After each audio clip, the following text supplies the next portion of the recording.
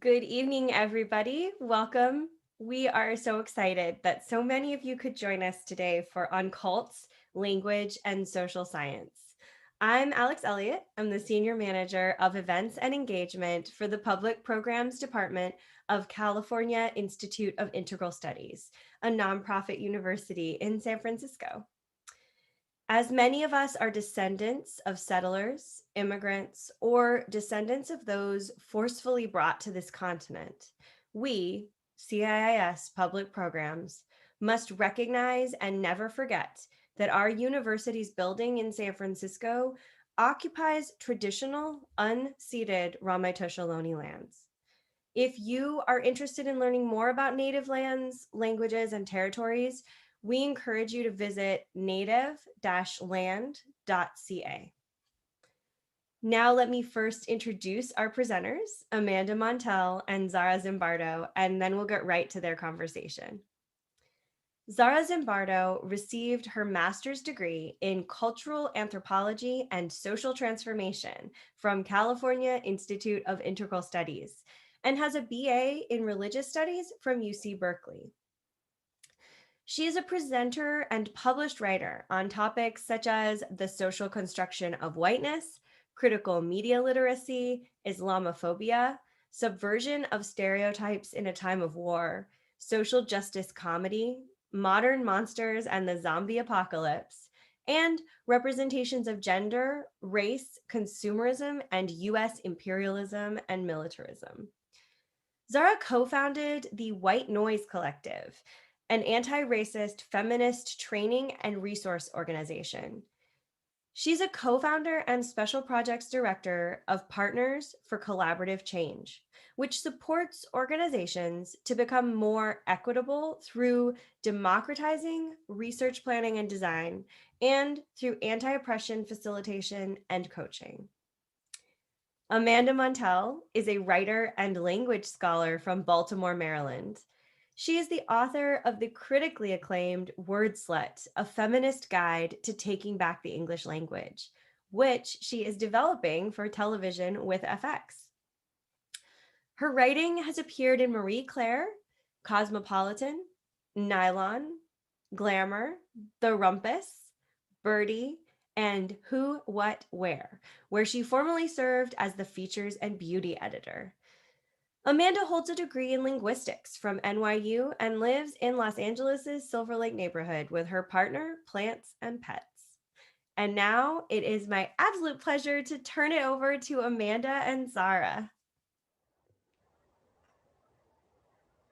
Thank you. And hello, Amanda. Here we are. Here we are. Based on those bios, I should definitely be interviewing you rather than the other way around. Well, I am completely thrilled to be interviewing and in conversation with you. And just thank you so much for joining us and for joining the CIIS community to talk about your work and research that is stunningly timely. Thank you so much for having me. It's an honor. And I got to be at CIIS in person 2 years ago for Word Slut. So it's nice to be back. In the ether. Yeah. Absolutely. Yeah. And I just want to say that I have spent the last period of time reading your book and enjoyed it immensely. That sounds strange. When I say enjoy, I mean that I was completely fascinated, profoundly unsettled, horrified, and empowered. So all of that blended together to a feeling of enjoyment and just profound gratitude for your work and your research, which certainly for me, and I imagine for so many others and many of the folks joining us now who have read Cultish, it is tremendously evocative. It stirred up and surfaced so much for me personally in terms of experiences that I've had or people who I love and care about have had of participating in cult-like situations or being very adjacent to it or in relationship with it. And so yeah, thank you for this work, which really aids us in listening louder, so to speak, of just really dialing up the perception of cultish language so that we can hear it in a different way, and question its impacts, its logics, its style, how it's wielded, and what it makes possible and impossible. So this is just an invaluable inquiry. And Thank you so much. Yeah, absolutely. Thank you. So much respect for your work. And I appreciate how the title itself, Cultish, is both naming a particular language, like English or Spanish, right, that we're learning to get to know through the lens that you're bringing throughout the book. And then also the ish being, right, cultishness that feels really refreshing, that in terms of getting us out of some yes or no binary, like, is this a cult or is it not? But that you're really inviting us to stretch and think and feel along a continuum of influence, from relatively mild and benign to more severe and damaging. So if we could open with just kind of like foundational, your central thesis, like what are we talking about when we're using the word cult? Yeah, well, thank you so much for picking up on that double entendre there. Obviously, as a word nerd, I was kind of overjoyed when I came up with that one. Actually, my mom and I both came up with it. I want to give her due credit. Cultish was on an early list of titles, potential titles for this book, and then later independently, my mom suggested it. So my parents are research scientists, and they're persnickety about credit. So I want to give that credit. But that's an important question, and I'm really glad that you led with it, because the word cult can be really triggering and really confounding. And actually, if it's okay, I was thinking I might just read like a 4-page passage from Cultish, sort of providing a pretty direct answer to the question that you asked. So this comes from part 1 of the book, and I really wanted to dedicate part 1 of the book to the language that we all use to talk about cults, so that we could then move forward with a conversation about how cults use language to talk about us and humanity and ideology. So this comes from part 1 of Cultish. Well, I'm about to bring up my mom again. A couple of years ago, amid a conversation about my decision in college to quit the competitive and quite cultish theater program at my university in favor of a linguistics major, my mother told me that my change of heart really came as no surprise to her, since she'd always considered me profoundly unculty. I chose to take this as a compliment, since I definitely wouldn't want to be characterized the opposite way, but it didn't fully digest as praise. That's because, juxtaposed with the dark elements, there's a certain sexiness surrounding cults, the unconventional aspect, the mysticism, the communal intimacy. In this way, the word has almost come full circle. Cult hasn't always carried ominous undertones. The earliest version of the term can be found in writings from the 17th century, when the cult label was much more innocent.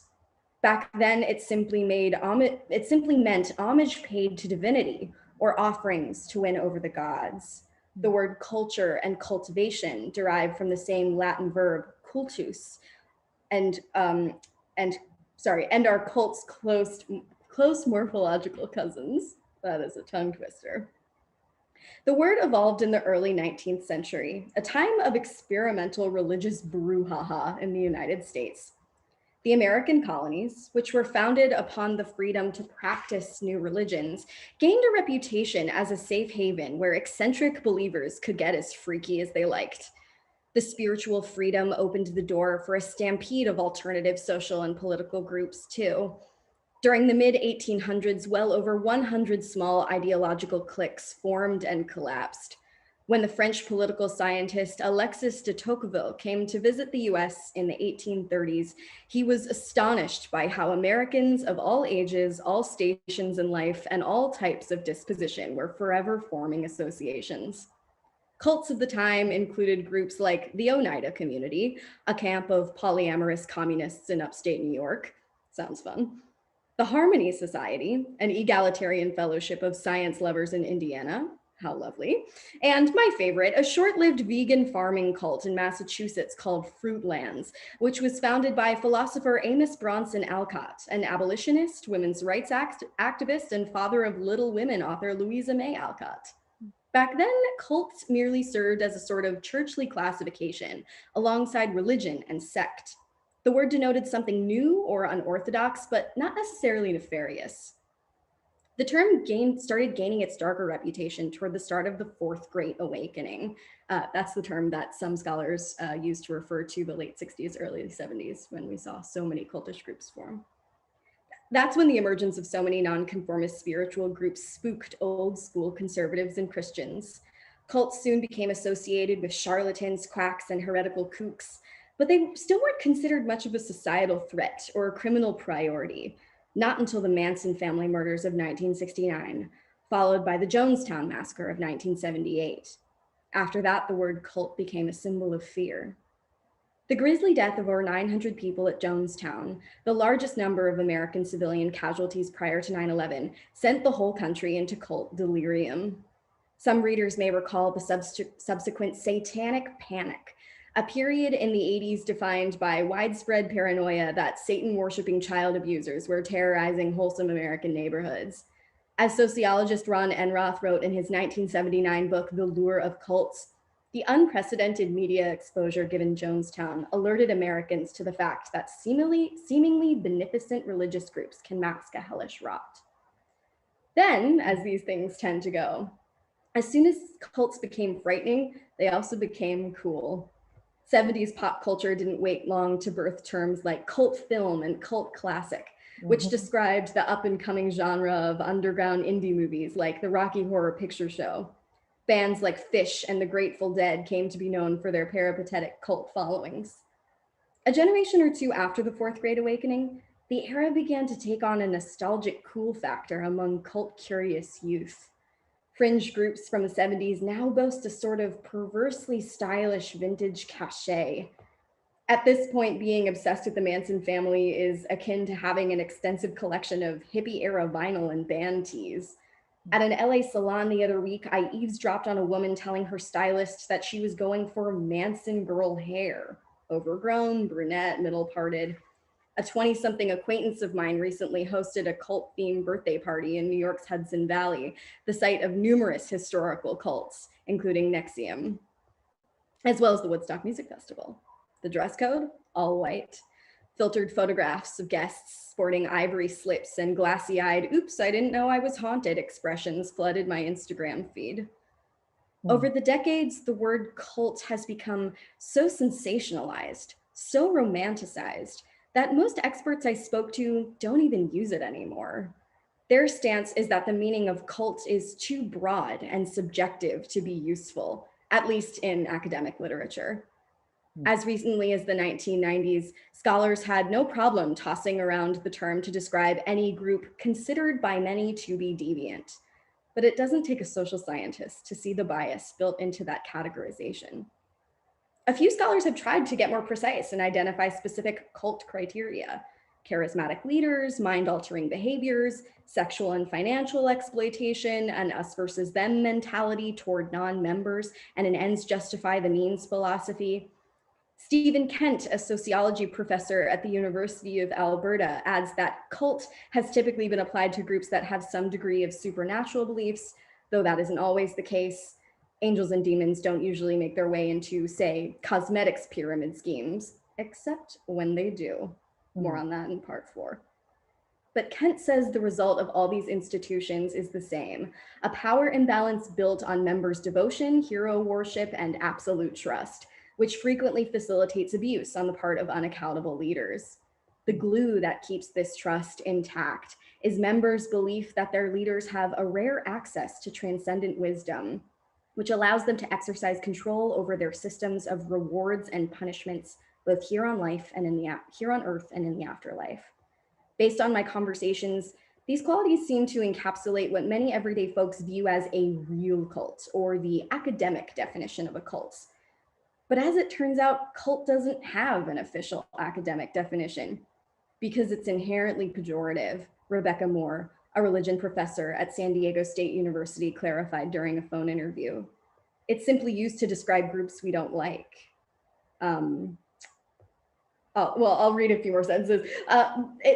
Moore comes to the subject of cults from a unique place. Her two sisters were among those who perished in the Jonestown massacre. In fact, Jim Jones enlisted them to help pull off the event. But Moore told me she doesn't use the word cult in earnest because it's become inarguably judgment-laden.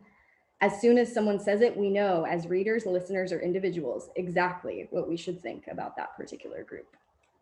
So I'll end there. I was trying to read slowly. It's very hard. But yeah, certainly over the course of writing this book and researching it, my personal understanding and definition of the word cult has not become more definitive or more precise, but instead hazier and more nebulous. And that's why I tend to either get really specific when I'm talking about certain groups and call them a fringe religion or an alternative religion, if that's what I'm talking about, or I will do the opposite and sort of hedge and call these groups cultish or cult-like. And that's where the title of this book came from initially. Thank you. I appreciate taking that time to literally get on the same page. And that as we go along and in the conversations that may ripple out for folks who are joining us here, talking about these topics, that's a great invitation to pause and be specific with what we're talking about. Like, what is the context and what are we trying to foreground when, with this pattern recognition, like what elements are present, what impacts keep recurring, exactly. How do we and know this what is we're not to say this is not to say that we should strike the word cult from our vocabularies, or that we need to stop using it when describing, say, a cult followed fandom or brand like SoulCycle, which I talk about in the book. It's true that as conversationalists, we are naturally pretty savvy at being able to pick up on the context and stakes whenever a familiar word is invoked in conversation. So when one compares Peloton diehards to a cult, we know pretty automatically that the risk of being isolated on a commune somewhere is not actually on the table. But when we are earnestly talking about spiritual groups, religious groups, socio-political groups, throwing around the cult accusation willy-nilly, it can really shut down conversations because nobody wants to be told you're in a cult. And if your ideologies and your group affiliations vastly differ from others who have equally strong ideologies and affiliations, that cult label is going to do nothing but increase and widen that rift. That's a great point. As well as just bring up a lot of defensiveness. It doesn't really inspire curiosity or courageous and compassionate critical reflection on what might be going on. What's funny though is that the people who I would have even like lighthearted, very warm and empathetic conversations with about the word cult being associated with their, fitness studio or their whatever it was, there was a pretty consistent pattern. Those who got really, really defensive when I brought up the word cult tended to be involved with groups that were slightly toward the destructive end of the cultish spectrum, and those who kind of laughed and were like, yeah, I can see it. They were members of groups that really kind of weren't as bad. So the second you start defending why you're not in a cult or why you're not a cult leader, you start to sound like you're in a cult and that you're a cult leader. And I actually know this firsthand because, of course, the internet is a wacky place. And I've had an Instagram follower, thoughts about that language, or to, you know, sort of ask me kind of as a joke, but also somewhat in earnest, like, what's the difference between, you know, an Instagram or social media cult leader and what you're doing on social media? And I had to sort of like not really go there in Instagram messages, because the second I tried, I knew I would just be digging myself into a hole. Yeah, it is interesting that, yeah, following and followers are right built into that language. And isn't it just? yeah, and that's where you know, your book, that's one of the places where it ends in terms of reflecting that cult followings, cult membership, and what can be, you know, a whole range of cult dynamics are not so much happening where people are meeting in real life, but that it's vastly happening online and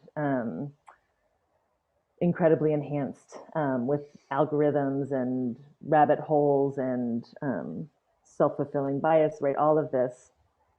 I want to ask briefly just what compelled you to really dedicate your attention to looking at this topic of language and power and cultishness. What drew you in?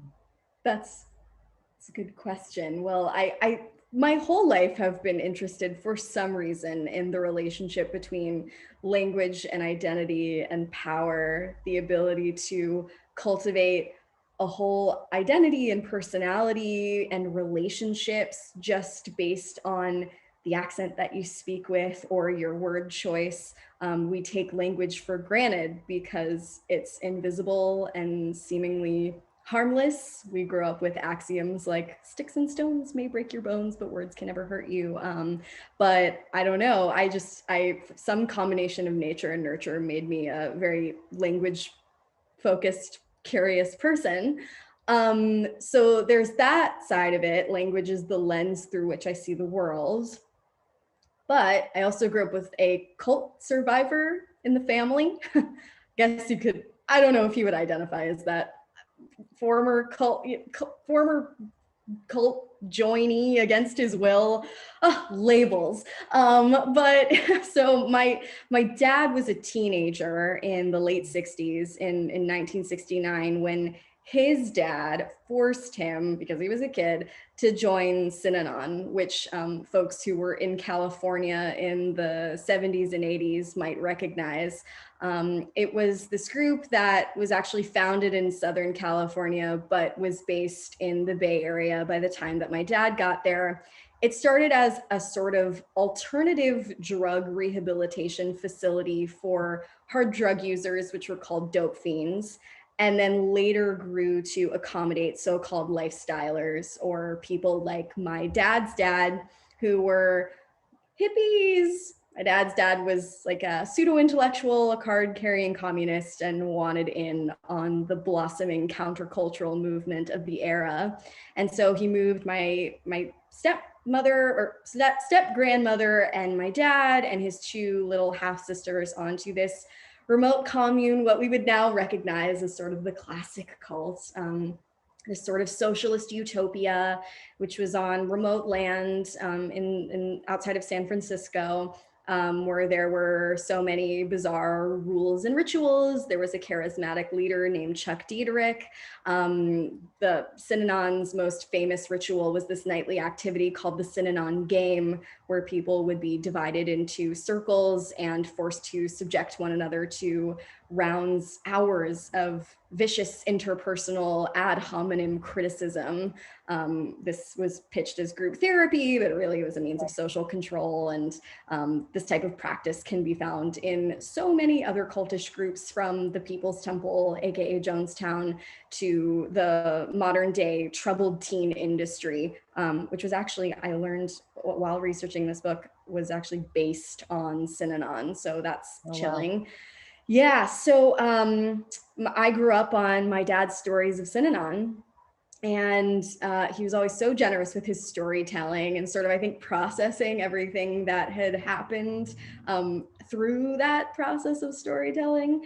And I remember that the most interesting part of his stories to me was always the special language that they used in Synanon in order to create solidarity and us-them dichotomy, to instill ideology, to obscure truths, to shut down independent thinking and encourage conformism, all of the things that a cultish group needs to do in order to gain and maintain power. Life there was divided into these two semantic categories: in the game and out of the game. There were so many special terms. And so I grew up sort of like, well, pretty skeptical and independently thinking, because my parents are also research scientists, so they're professional questioners and professional like proof finders and proof seekers. So I grew up sort of like keenly sensitive to Synanon-esque cultish sounding rhetoric. And it's not like I would only listen for it while watching a Heaven's Gate documentary or something like that. I would hear it, in my high school theater program and in a startup where I worked in my early 20s and all over the place. So that's really what planted the seed of my really lifelong fascination with the relationship between language, power, relationships, identity, cultishness. Thank you. And with what you just shared, I mean, those seem to be key features or characteristics that you're tracing and tracking across a really wide range of contexts, from multi-level marketing and fitness and wellness to Scientology, to some of the more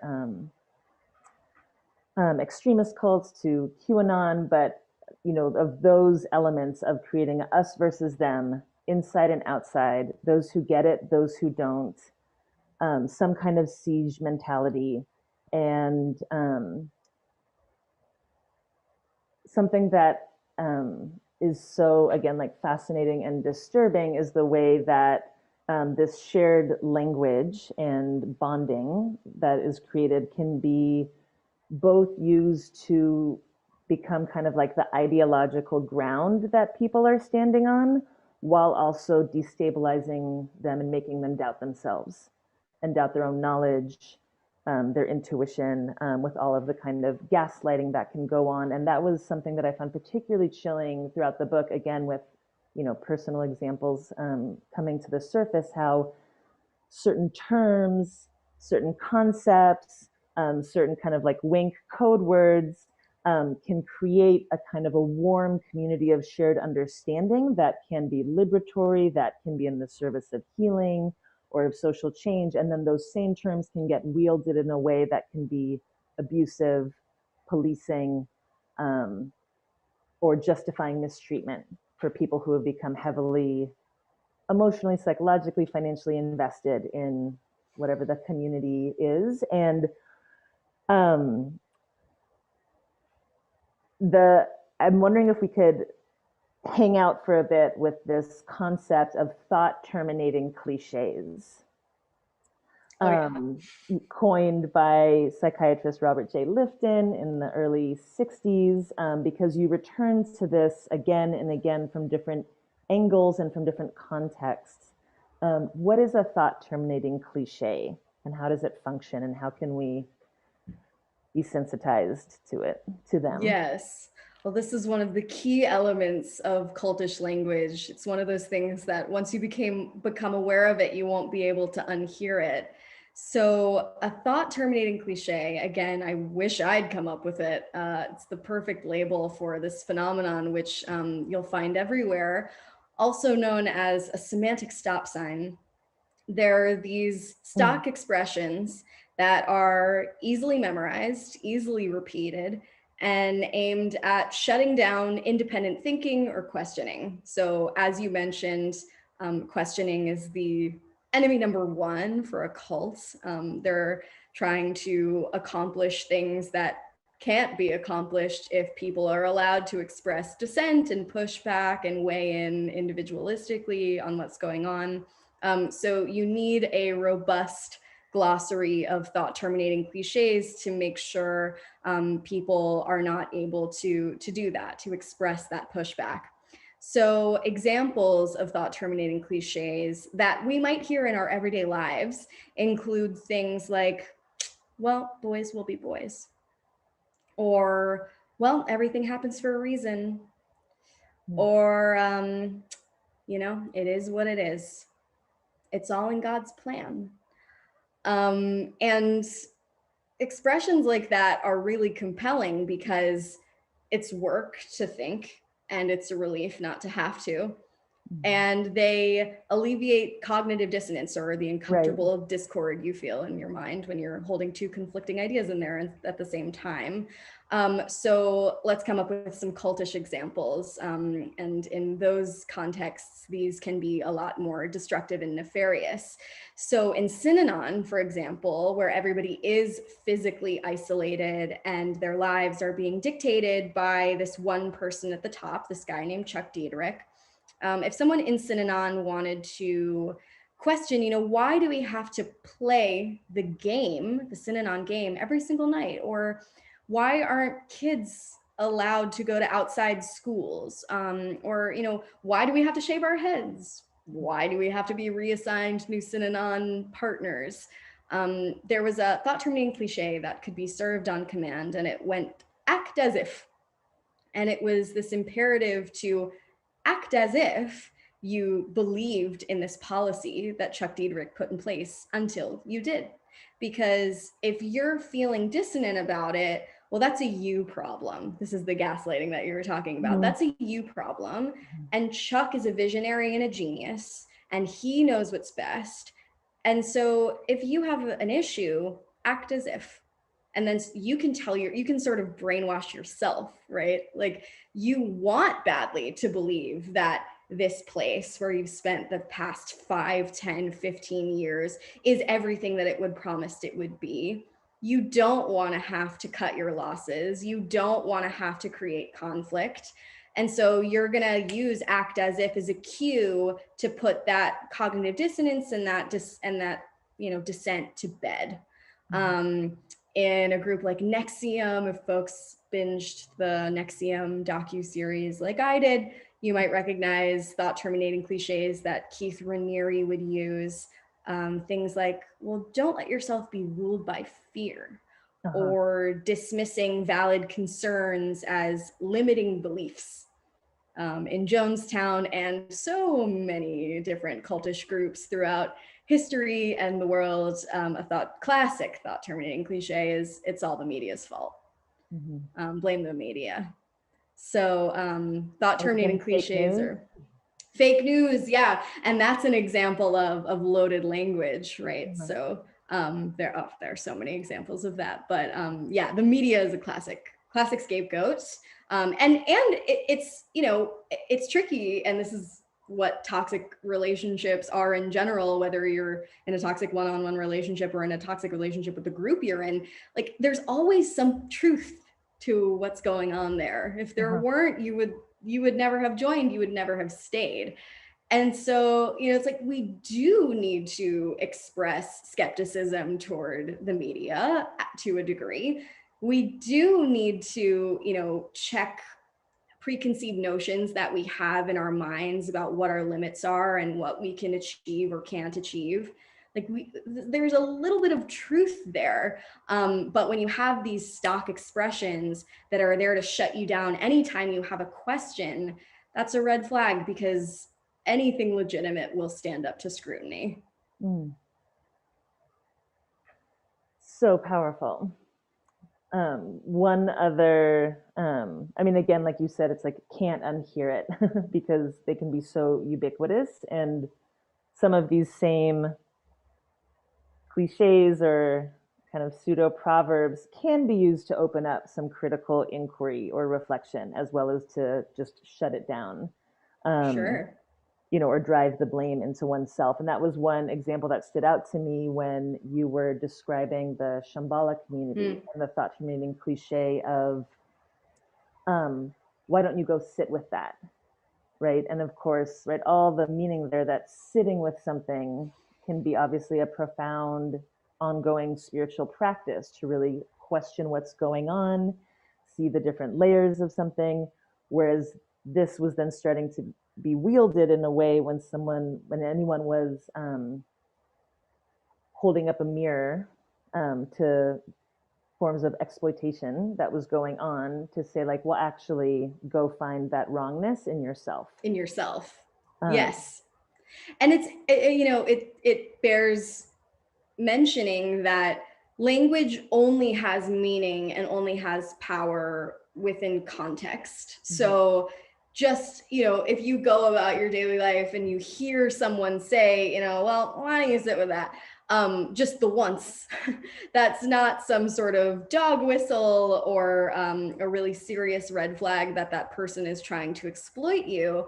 But again, when these phrases are being repeated systematically and you feel yourself sort of halting that independent thought process, or you feel like the argument is going nowhere after that phrase is invoked, that's a sign that this is closer to a semantic stop sign than anything else. Right. Yeah. And I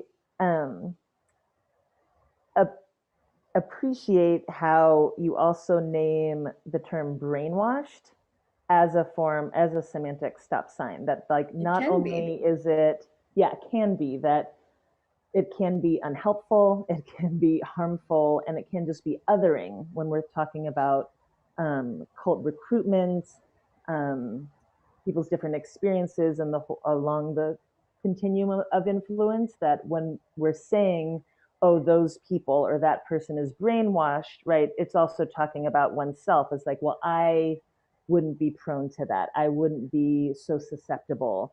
That is, this scary other thing that's going on that I can't relate to, instead of saying, how could that be happening? What can I actually relate to? And what are these shared conditions of susceptibility that we are all in, where cult-like behaviors, right, and cultish language, right? Like you asked this question, like, why does it seem like everyone's talking like they're in a cult these days, is just proliferating. And I, reading your work also just kept feeling so much empathy for how deep our needs are for belonging and for meaning. And that's such a deep part of what makes us human, and is such a huge dimension of our lived experience that charismatic leaders or different marketing schemes can tap into and exploit. And I'm wondering if you could talk a bit about these terms, which you got into with the deep dive into multi-level marketing and some of the faux feminist empowerment and so much going on there, but of toxic positivity and love bombing. Yes. What is that? And you look at it in different contexts, but in that one, it really, really shone. Yes. Well, thank you for bringing up the brainwashing topic. Yes, brainwashing can be used to sort of morally divide us, and we do it as a protective mechanism. We say, like, I would never end up in a group like that. They were brainwashed. But really, brainwashing is nothing but a metaphor. It is the explanation that prevailing wisdom and the popular media tends to give for why people wind up in cults, but it's not a real or testable phenomenon. And again, it's often used just to shut down a conversation and prevent us from asking the more interesting question of what is really motivating people's behavior. And it's all these other things, all these other really, really interesting things that have a whole lot to do with language. But yes, so Americans have a distinct and consistent relationship to cultishness over time. And there are a lot of reasons for that. But one of the reasons is that our history stems from the capitalist Protestant ethic, which is what informed our value of the American dream. We are optimists and seekers, born and bred as Americans, and that, in combination with a whole bunch of other social and cultural factors, has made us, attracted to organizations and leaders who are making grandiose promises that you can achieve anything you want. And again, that doesn't have to be cultish, that promise. It isn't totally true. Not everybody can accomplish anything just when you put your mind to it. But when it gets cultish is when multi-level marketing is one of the contexts in which it gets cultish. And I decided to put that industry in the book, first of all, because people are always constantly asking me about it, but also because I think the multi-level marketing industry is this sort of really extreme case study in toxic positivity and the prosperity gospel that imbues all of American workplace culture in general. But the way that the multi-level marketing industry exploits this American value for, productivity and progress and self-improvement is, I don't know how far I want to go back, but you asked about the language of, pseudo-feminism and how the multi-level marketing industry exploits that. So since the dawn of the modern direct sales industry in the 1940s and 50s, the industry has always targeted non-working wives and mothers as the primary sales force. The reason why is very interesting. I won't get into it. But so while in the 40s and 50s, Tupperware, which is like the OG multi-level marketing company, MLM, was pitched as like the best thing to happen to women since they got the vote. This opportunity to be a businesswoman, to earn a full-time living with part-time work from home. Now, multi-level marketing companies, and Tupperware is still around, pitch themselves as an opportunity for girl boss babe, mompreneurs to become part of an empowering movement. So the precise terms have changed, but MLMs have always capitalized on whatever commodified pseudo-feminist language was trendy at the moment to convince women that they should be a part of not only this industry, but a movement, a community. And that's part of what makes these companies so cultish, is that they're not just sort of scammy and predatory. They are missionary in character. They are helmed by these charismatic leaders that members come to revere and worship almost in a religious way. There is such intense pressure in these groups that truly codependent, life-consuming relationships start to form when you invariably do not become a millionaire mompreneur within a year like they promise, because mathematically it's not possible the way that these pyramid scheme-esque organizations are structured.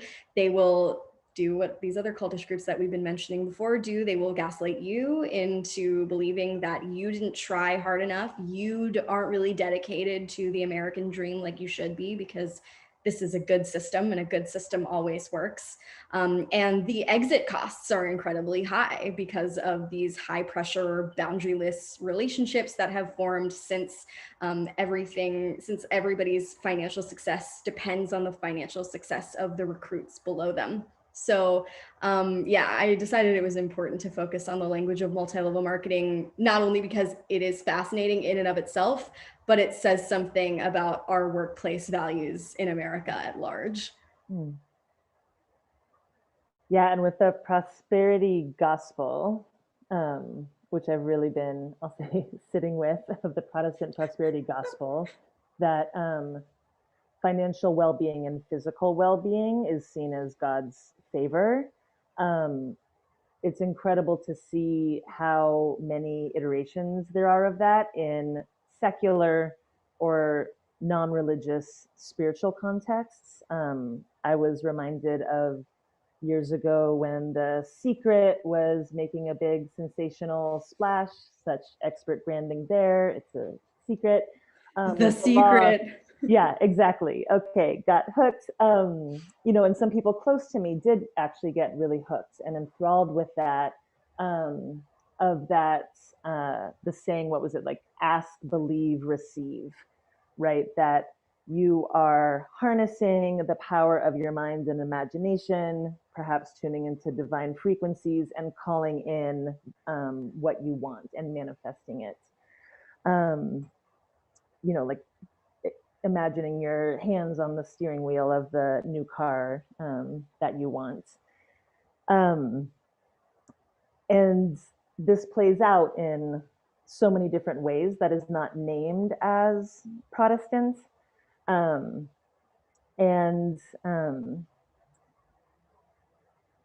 I want to ask, like, how does that ideology play out in some of the more, like, in the wellness and metaphysical, these kind of, like, where, like, cutting edge science meets ancient wisdom type of industries?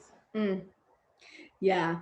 Well, in our culture at large these days, I'm hearing this new age metaphysical meets pseudoscientific vocabulary in so many spaces. Not only spiritual circles, like, folks who love The Secret or folks who gather in, like, divine goddess, like, moon ceremonies or whatever, but I also hear this language, in boutique fitness studios like SoulCycle. Also, I'll hear it in, like, evangelical spaces, like sort of hipster celebrity attended mega churches, all that are kind of trying to brand themselves as, like, Jesus is cool for the young generation. I'll hear them even in startup culture. And this language, I'll name some key buzzwords and people will recognize it. I'm talking, metaphysical, mystical sounding language like holistic, actualize, paradigm shift, missional, intentional, organic, vibrations, frequencies. This is language that you hear in just so many spaces and so many different contexts. And in spaces like SoulCycle, let's say, and wellness spaces, which have come to serve a truly religious role in people's lives. As our culture and particularly younger people move away from traditional religion, they still crave a spiritual experience and they still crave a community experience. And so researchers at places like the Harvard Divinity School have found that folks literally name SoulCycle as their new church, or literally name CrossFit as their new religion. And you might think, well, no, like, CrossFit is not a religion. But actually, as tricky as it is to define the word cult, experts have been arguing for even longer about how to define a religion. It's very tricky. I sort of like what the theologian and writer Tara Isabella Burton says, which is not what religion is, but what religion does. And that's to provide four things: community, spirituality, ritual, and meaning. Community, meaning, purpose, and ritual. And those things don't necessarily have to involve God at all. You can find them in your SoulCycle studio. You can find them in your wellness circle. You can certainly find them in your evangelical megachurch, and you can even find them in the startup where you work. The boundaries separating spirituality and business and celebrity and recreation are really blurred. So yeah, I'm touching on a lot of things here. I mean, the prosperity gospel shows up in all of these places. We hear it in everyday phrases like God helps those who help themselves, and this idea of monetary blessings, like, oh, I'm so blessed to have this home. It's like the connection between your wealth and your self-improvement and God is not natural. It was created by the Protestant ethic. And as Americans, again, we fetishize self-improvement. It's the perfect religion for us. Even if we're young people in 2021 who reject mainstream religion or ideas of God, we still want to participate in the spiritual, we still want to participate in the woo-woo, and we can do that in a space like SoulCycle or even in our workplace. And the language like holistic and actualize and frequencies and whatnot can make us feel really connected spiritually to others who are using the same vocabulary words. It's like a new religious vocabulary for us. But it also has a downside. It doesn't have to, but it can be tricky. Mm-hmm. So we can talk about that if you want. Indeed, and maybe some of the questions that folks might have that are brewing, maybe could go deeper into some of these threads. And I know that we're beginning to approach the end of our time. We could definitely talk for hours and hours about this. I want to bring up a portmanteau that I recently learned, or last fall was introduced to, of the term conspirituality. And have been definitely logging some hours listening to the Conspirituality podcast, but of this combination of conspiracy theories and spirituality. And so important to explore. And I was deeply rattled. It was last fall, listening and tuning into the phenomenon of conspirituality as it relates to QAnon and what might be called soft QAnon or pastel QAnon, and how this overlap with so many communities and fields, right, in healing, wellness, spirituality, etc., that so many people I know are a part of. And to see the ways that hear the ways that this language was circulating. And I just want to read a quote from you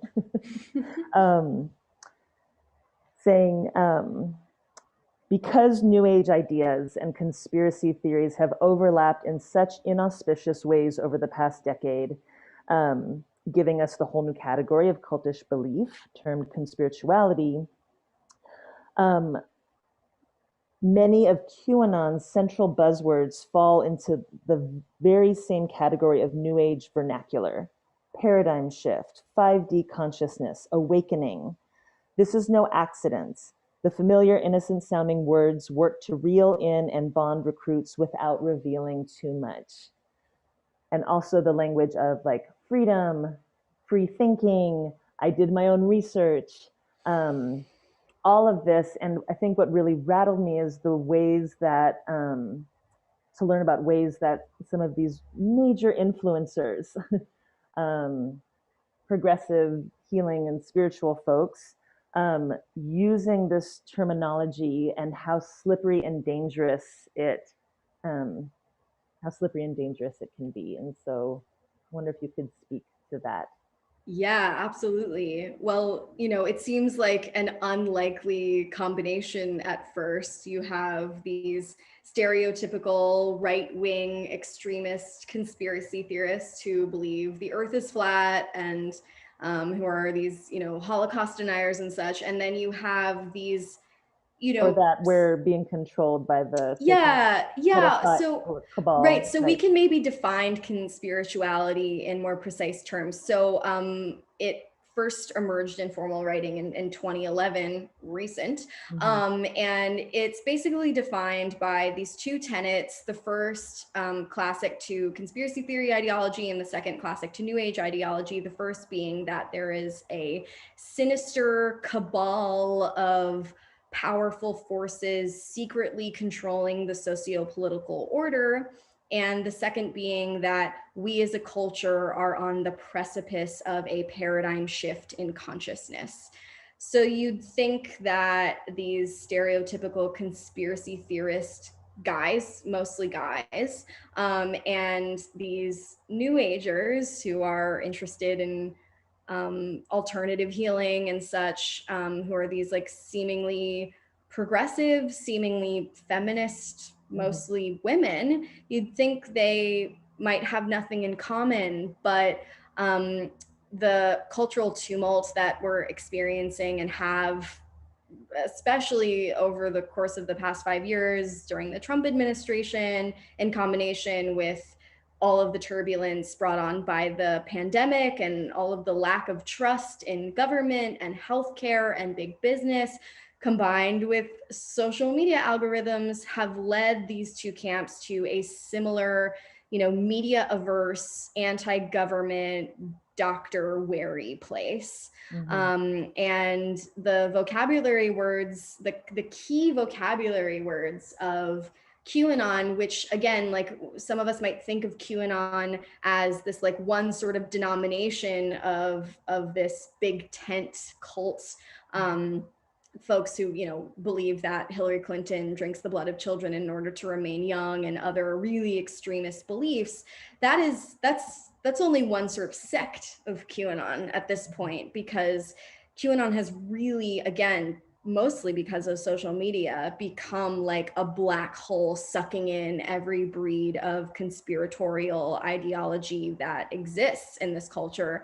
And there are a lot of them, because conspiracy theories tend to surge during times of crisis. And the pandemic, in combination with the election, in combination with social media, that was a time of crisis. And we crave conspiracy theories sort of naturally as humans, because we're interested in special knowledge, we're interested in answers, we're interested in closure, and conspiracy theories provide those things. And because QAnon, again, I'm referring to it in the sort of big tent sense, because QAnon's key buzzwords are so broad: awakening, deep state, paradigm shift, folks can sort of project whatever they want them to mean onto them, and not sort of approach them with enough skepticism to realize that they could serve as an on-ramp to more dangerous ideology. So yeah, I mean, it's really, for some, it's confounding that you would see people emerge, like the QAnon shaman, if people remember the guy in the Capitol during that awful day who was wearing the headdress, and he was very appropriative, but also he seemed like a spiritual guy, but he was this right winger, and you're like, this makes no sense. And QAnon has taken over so many yoga studios, and you're like, again, this makes no sense. But it really has a lot to do with these groups' commodification of certain Eastern derived vocabulary words and ideas, with a lot of scientific words and ideas, with a lot of words and ideas purloined from feminist politics. Like anti-vaxxers will say things like, my body, my choice, and forced penetration to talk about vaccines. So yeah, language is really the material with which these extreme beliefs are fabricated, and it's entirely possible to be sort of like onboarding to QAnon online and not even really know it. Right. That was a big part of what rattled me so much.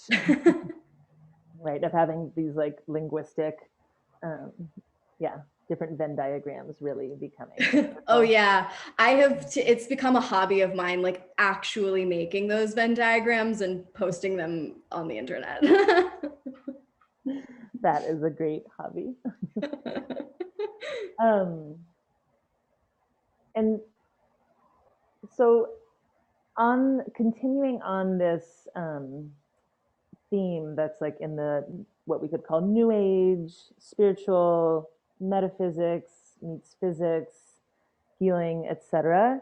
For people who are finding great meaning and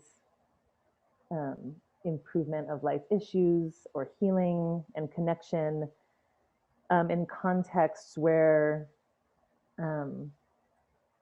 part of the promise is to maximize one's self potential or to tap into these various higher powers.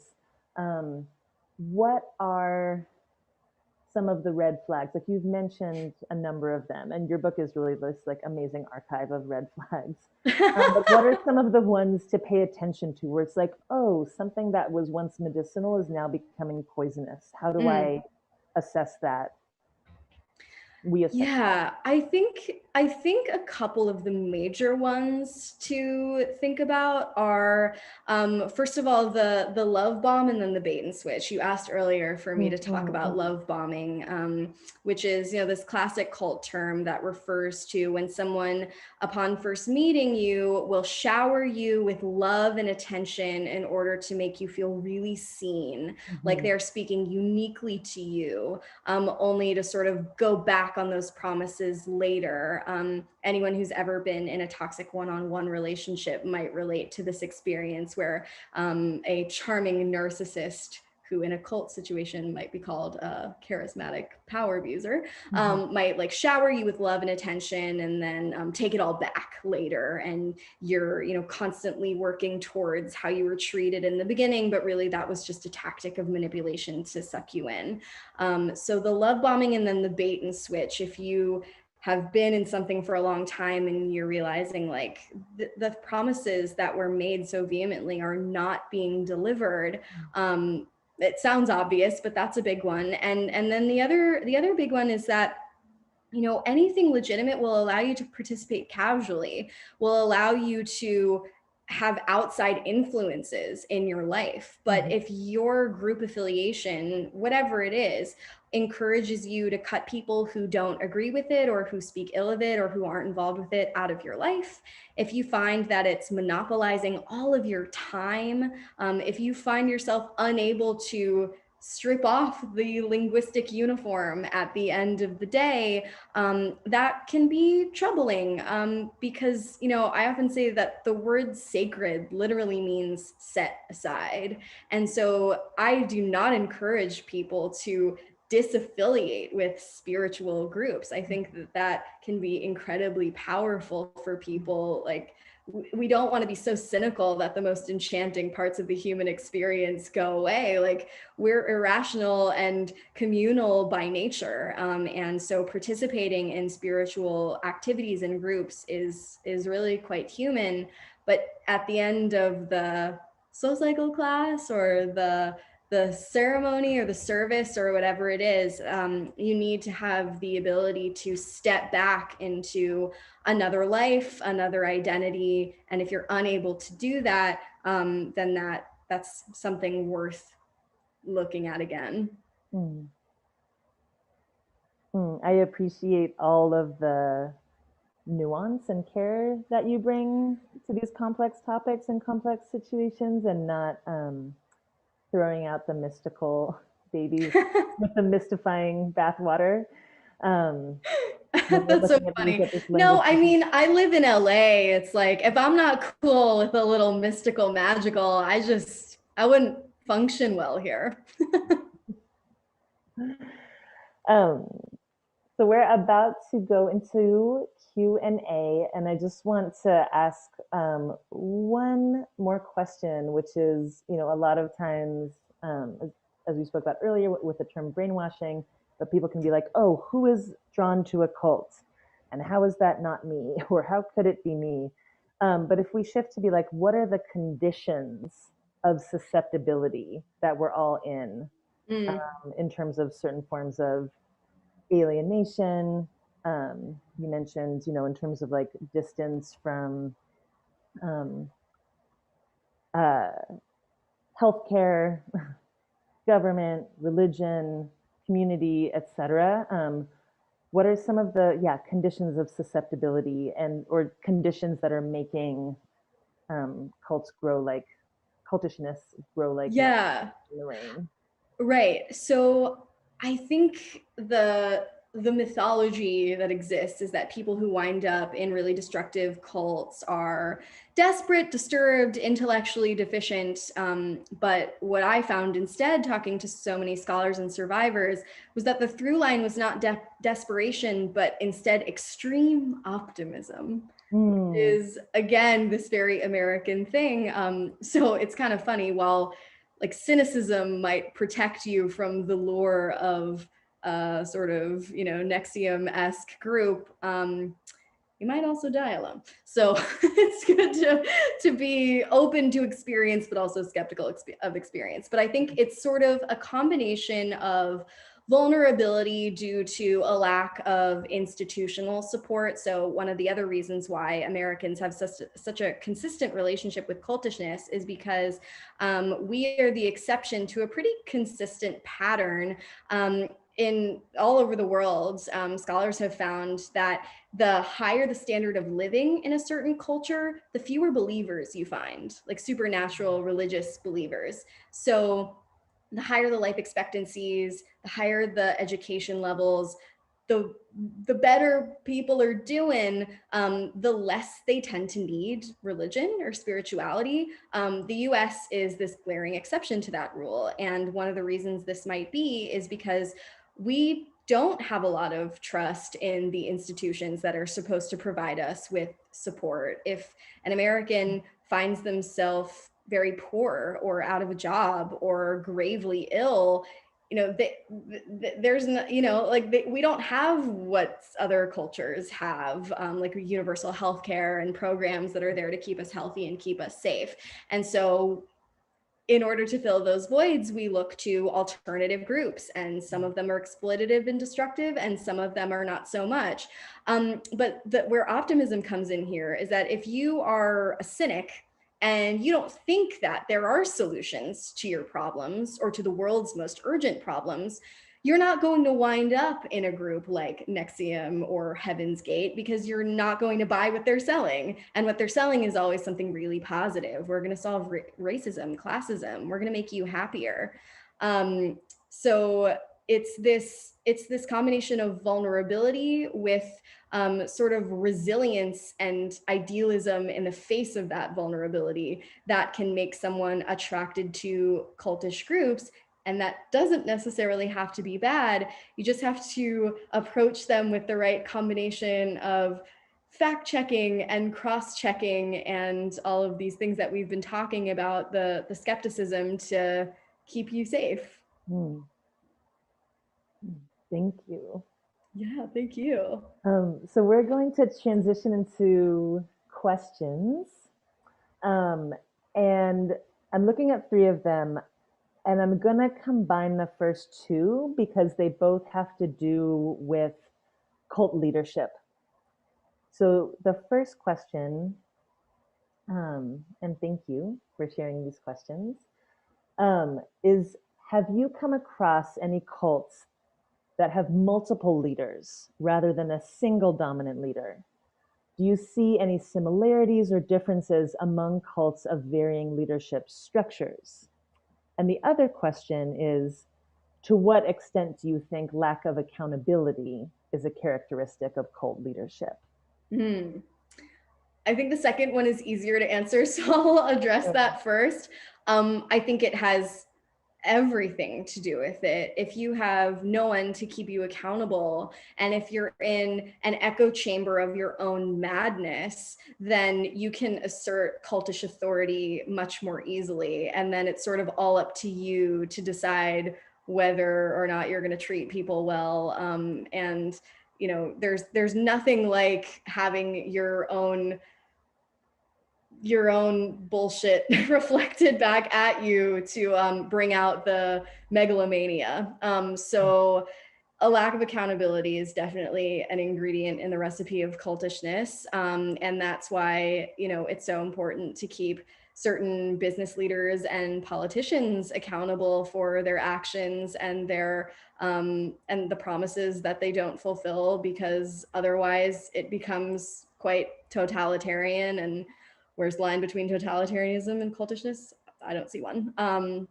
So in terms of the structure of cults, that is very interesting. So a lot of the groups that we think of as these like classic cults, the Heaven's Gates and the Jonestowns, yeah, like they tend to have this one charismatic founder leader, but not every group does. And I think QAnon is the perfect example. Like there is no one single unifying QAnon leader.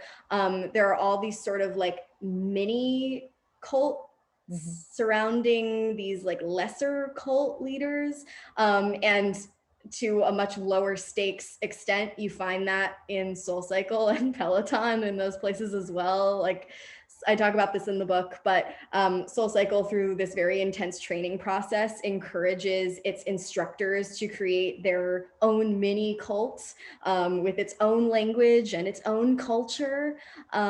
So I think I have not, this is not to say it doesn't exist, but in my research, I haven't come across any cultish groups that were helmed by like a dynamic duo of sorts. But that would be interesting to come across. Instead, what I tend to find is that these groups are pretty consistently structured like this.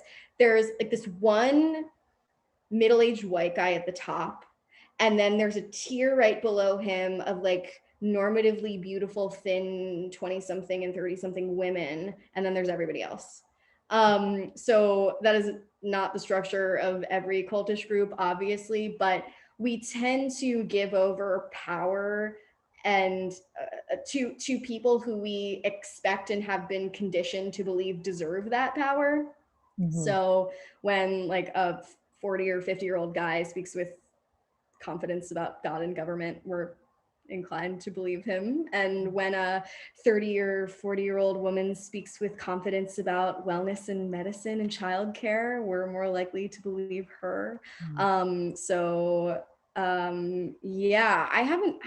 it's a really good question. I mean, I think when there's not one single unifying leader, that can be better, but then there's always going to be that, but you're always going to get to a point where, whether it's like a mini sect or just one big unified cult, there's always going to be one person at the helm if we're talking about cultishness. It just depends on like the scale. I could be wrong though, and I should totally look into that. It's a really good question. This is a great question, also here for us in the context of higher ed. Can you speak to cultish language patterns present in academia? Oh my God, that is so funny, because every scholar I spoke to for this book, my last question was, have you brushed up against any cults that you might not think of as cults, but sort of arise in your everyday life? And every single one said academia. So I could have written it like laugh cry, just yeah. Yeah. Academia is so like hierarchical and political and such, and I wish I had gotten to look into it for the book. Sadly, I had to pare down the categories of cults that I investigated, because otherwise, if I had looked into every category of cult that I wanted to, the book would be 10,000 pages long. It would have been endless. So I did not get specifically to look into the language of the cult of academia for this book. But as soon as we get off this call, I'll totally talk to my parents about it, because they're in it. Well, and one thing on this note, you make a really important distinction in the book between when we're talking about insular bonding jargon, yes, or like all the acronyms and all the code words, and also, I appreciate that you acknowledge name the pleasure of having a code language, that it feels good in all kinds of ways. Oh yeah. But the distinction between cultish type of language and specialized language terminology, certain yes, disciplines, or that is an important distinction that I make in the book, in the section where I talk about workplace vernacular, because there is a difference between specialized jargon and cultish language. And the easiest way to summarize it is that, like, every niche field needs specific terminology in order to make communication more accurate, more specific, and more succinct. My parents are research scientists, and they would not be able to communicate in their fields were there not certain acronyms and certain special terms that people on the outside might not understand because they don't have, they're not in the field. But cultish language does the precise opposite. It doesn't make language clearer. It doesn't make language more specific and easier to use. It makes language more confusing, more vague, more nebulous. It's the sort of language that is actually really difficult to translate into plain English, because it has such an ability to divide people into an us and a them, and to emotionally charge certain experiences without actually meaning anything specific or productive. So that's an important distinction to make. Of course, I'm sure you, Zara, and I could both name plenty of ridiculous terms that we picked up from growing up in households of academics, but they're not features of cultish language necessarily. That said, I'm sure there are phrases that are used in academia that are cultish. I'm afraid I can't name them off the top of my head. Well, and it's also, like what you bring up of, like, not just like, well, is it or isn't it, but how is it wielded? Like, is it wielded in a way that is creating exclusion, elitism, welcoming some into shared understandings and blocking others from that? Exactly. I'm also just thinking of the part in your book where there's like excerpts of Scientology speak, which is striking. Yes. With L. Ron Hubbard's vast vocabularies.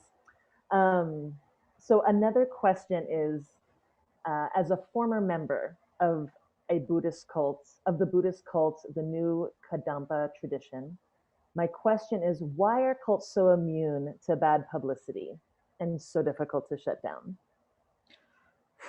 I think it depends on the cult, because there are certain types of cults that have garnered incredibly widespread, terrible publicity, sometimes in a way that's quite destructive. For example, post Jonestown, I mean, that's a massacre that was unprecedented, remains unreplicated, and yet it's, tossed around as whatever, something that everybody should be afraid of, and this is Jonestown and that is Jim Jones and whatever.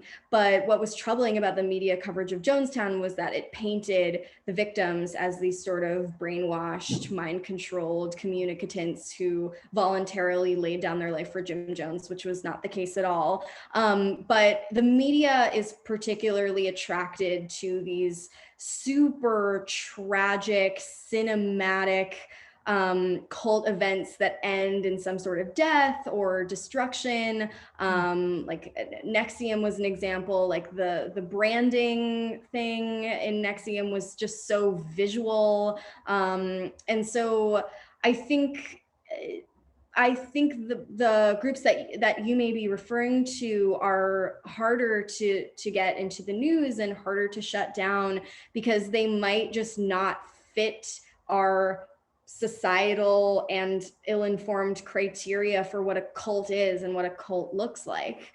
We want it to be, and actually NXIVM, it was difficult to get NXIVM shut down before it was, because this was not a situation where they were on a remote commune or in one mansion all together. They weren't wearing robes. They didn't have shaved heads. They weren't, these poor, pathetic people. They were, celebrities and people who were doing really well. And so that is actually, I guess, some of what you're talking about. I think it's really our societal perception of what a cult is that makes them more or less of a priority. And certainly if your line separating religion and cult is as permeable as mine, then certainly you're not going to get all of Mormonism shut down because we also have our First Amendment right protection, so it's really tricky. I think, yeah, just the haziness surrounding the word cult and what that means and what that looks like and how much religious freedom people are entitled to and when that gets abused, what to do. I think it's so unclear. But that's a good question. I hope that answer was germane. And with what you were saying about Jonestown, yeah, reading your book, just being with the phrase "drinking the Kool-Aid," and how that in itself has become kind of a cliche or is really thrown around in a glib way. You know, where it's like, just what are we saying when we say that? A different question. Because QAnon is dangerous for many people, it seems imperative that the folks outside of it work to deconstruct it. If you could lead the team to deconstruct my own anti-cult cult, what would you do? You know, I would enlist the help of a group of people who are much more knowledgeable than I to assist in a group effort. I would not want to helm this effort myself. How ironic would that be? But actually, for a different project that I started working on after I finished Cultish, I ended up connecting to a mis and disinformation scholar named Elizabeth Creaston, and folks should totally Google her if you're interested in her work, which you should be. How do you spell the last name? Oh, I think it's Kriisten, Elizabeth Creaston. And she has a resource. She founded this resource for developing counter strategies specifically to help with the anti-vax situation movement. But she has a master's in terrorism studies and QAnon has been deemed a domestic terror group by the FBI. So she has fascinating ideas for how to counteract groups like QAnon and the anti-vax movement, a lot of overlap there. So I would certainly enlist her help.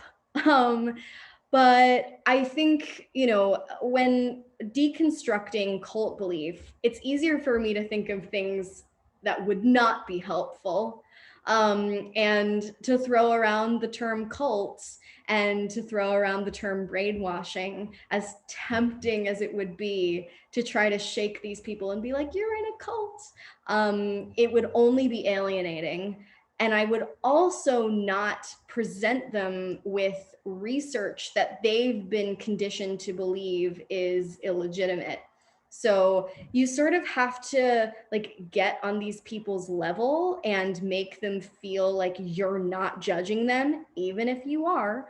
And that's the only way to really have compelling influence on them.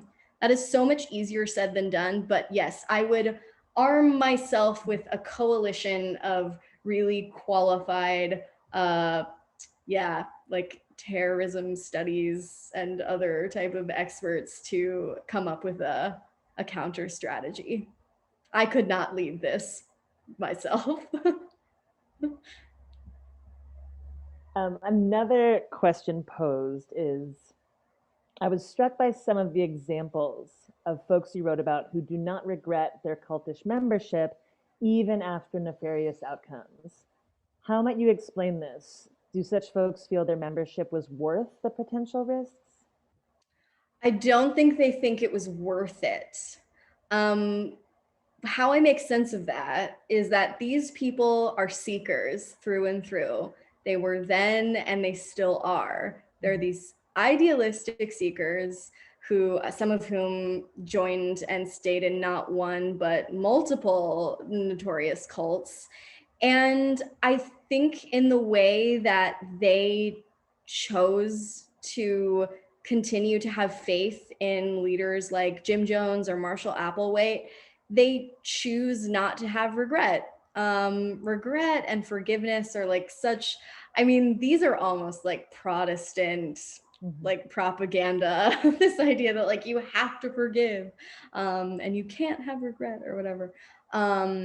But yeah, I think we all have narratives that we tell ourselves of our lives, particularly these folks who are seekers. And I think they're just like on a constant path of like spiritual seeking and spiritual growth. And they're folks who like look ahead. That's what optimists are. So I think they, and I can't say this for all of them, but for a great many of them, I think they tell themselves that they went through that for a reason. And that's personal to them, you know, whatever you sort of like need to tell yourself. But for them, I think that was healing and allowed them to grow. But I don't think they would say it was worth it. And I don't think they would say they would do it again.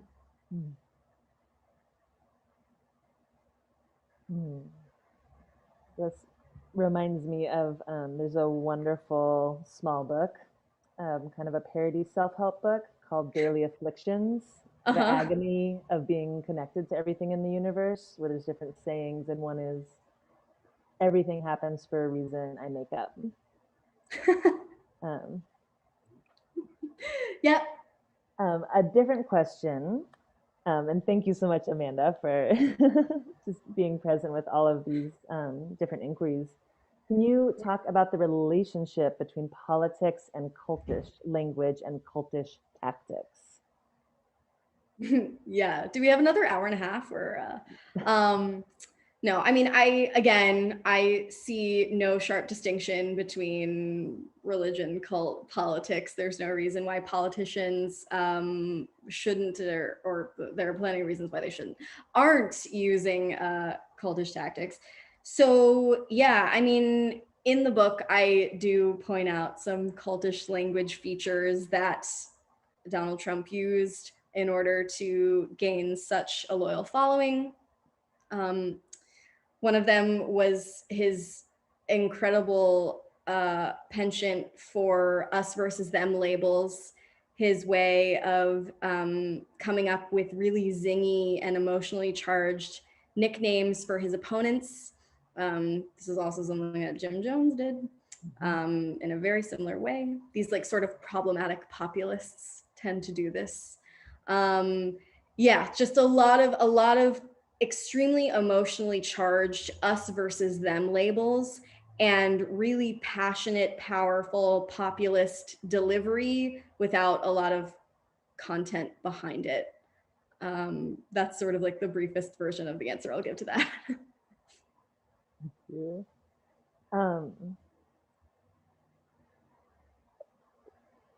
A lovely question. Where can we see your Venn diagrams?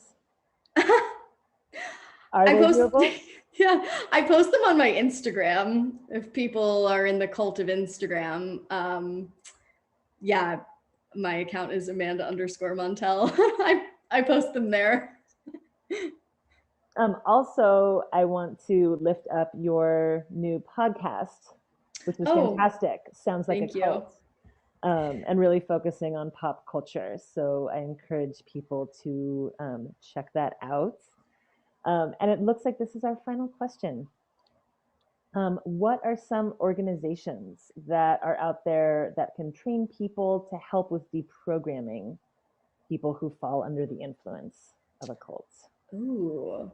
So deprogramming is actually kind of a controversial topic because a lot of the deprogramming organizations from like the 70s and later actually engaged in some like illegal kidnapping practices, and were again using like this pseudoscientific idea of brainwashing as justification for ripping people away from alternative groups that their parents or whoever just like didn't support. There is one organization I'm aware of called the International Association for Cultic Studies that folks might be interested in checking out. But a lot of the like psychologists who engage in deprogramming practices, or a lot of the like deprogramming organizations that I don't even know if they exist anymore, are like kind of controversial. So I don't know that I like know of and endorse any. But yeah, I did talk to the founder of that International Association for Cultic Studies guy, quirky guy. So that might be worth a Google, but I can't personally endorse any. And people might find helpful the work of Steve Hassan, who you interviewed in your book, who's been at this for a long time. That is very true. Even he though has like been met with some like you might have gone too far type of criticism. So yeah, I mean that's not a reason why people shouldn't look into his work. Like definitely do. This is just like tricky subject matter, and we want hard and fast answers. And unfortunately, those aren't always readily available. But you know, in general, it's a good idea to be able to engage with something that might not be 100% right, or that you might not 100% agree with, and take what works and what applies, and let what might not apply right away or resonate or whatever sit with you and decide whether or not you want to reject it or corroborate it. I mean, we're living in the age of information, which is not a reason why we should know more. It's the reason why we're so overwhelmed. So yeah, I would approach everything with open-mindedness, but caution, just in general in life.